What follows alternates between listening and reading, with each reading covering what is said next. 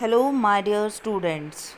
Today we will learn another type of matter, that is impure substances, or also known as mixtures. Mixtures are the substances which are made up of two or more elements or compound in any ratio.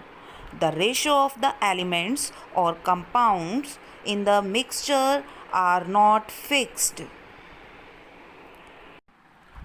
Mixtures are further divided into two categories, that are homogeneous mixture and heterogeneous mixture on the basis of their composition.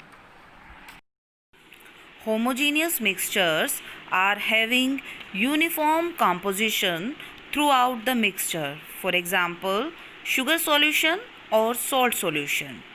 Whereas heterogeneous mixture, they are having non-uniform composition.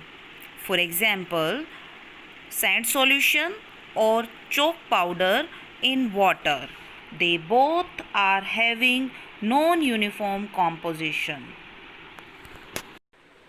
In homogeneous mixtures, the components are completely miscible with each other so that we cannot see them easily with our eyes.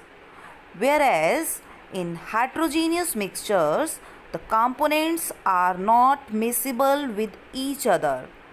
Therefore, we can easily see them. For example, when we dissolve oil in water, we can easily see the different boundaries of oil and water. In homogeneous mixtures, the size of the particles are very small and they are uniformly distributed throughout the solution. Therefore, we cannot separate them easily.